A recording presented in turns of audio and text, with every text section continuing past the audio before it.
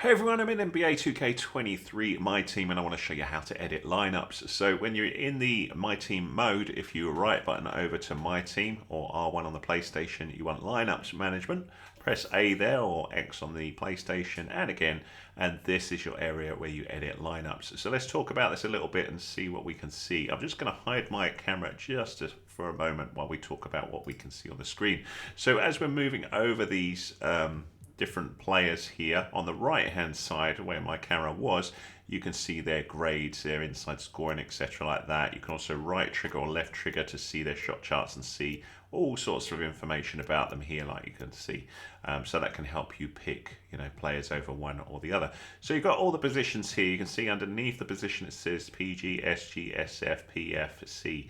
So all of the different things like the point guard, the shooting guard, and center, and etc.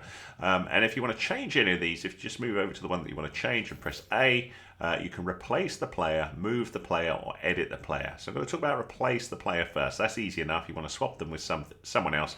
Press A, and this will bring you into here. So the PG is the point guard, and you will see down below, these are all the possible different point guards that I've got available in my set of players, all my cards that are available, so I can swap for any one of these. You can also have a little look through the other ones, but you can see all of these would be out of position. So we want point guards here. So I was just using LT and RT to select between the players. That comes more evident when we're looking at the reserve players, because of course they can be whatever players you want. So let's say we want to change with this guy. We just press A, and now Chauncey Billups is our point guard here. So if we want to switch them back, we just do it again. Another thing you can do rather than replace the players, if you want to swap them with another player that's in the lineup just beneath, for example, we could say move the player and then look for another point guard such as this guy here, and swap them round there, and they've swapped round. Of course, that's only going to work if they're in the right position, so it needs to be one of these guys here. So the other thing, of course, you want to be looking at is that your cards, generally your best players are going to have the highest scores. So when we're on this page here, we can see a comparison between the players. So put my camera back on so you can see me again.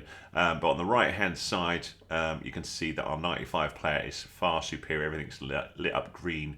There's really only 3-point scoring that Dana Barros can really compete against this guy.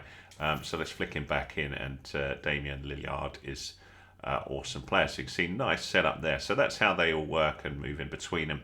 Now the players that we've got here, these are kind of the players that are going to be bought on a rotation, because in basketball, you don't tend to have the same people on for the entire game. They can rotate around with some of these. So you want to be thinking about that you've got enough people here to be backups for these. So you want to make sure you've got some PGs, some SGs, some SFs, etc. all the way through here. So there's a centre there, so there's a good backup for Patrick Ewing. And again, you want these as good a score as possible. So if we jump into this one here, we could swap that player around for someone else. And this is then going to access all of the players, because you're free to decide, how many sort of backups you want.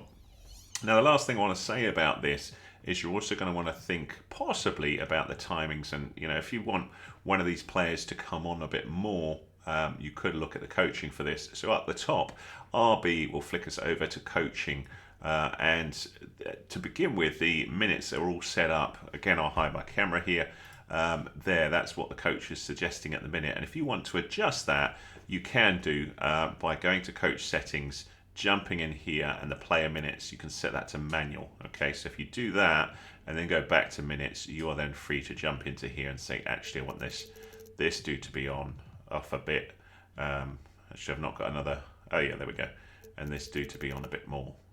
So the minutes have to total. I can't remember what it is. Is it 200 and something or other? That's, if I try there, did it do it?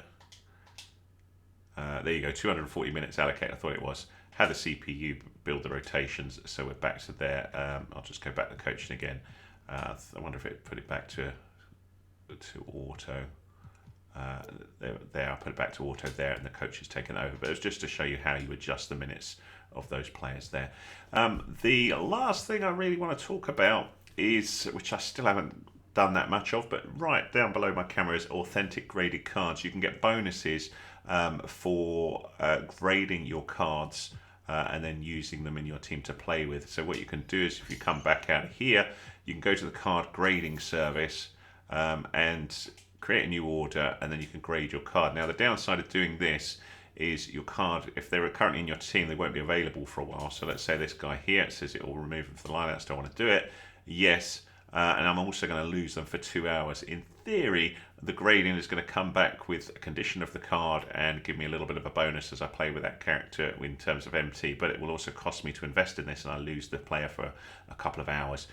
So whether you want to do that is up to you, but I'm just showing you that because the lineups has that little area where you'll get a bonus if you make use of that. I think that's pretty much it for how to edit lineups. I hope that was of use to you. If it was, big fat thumbs up please, much appreciated.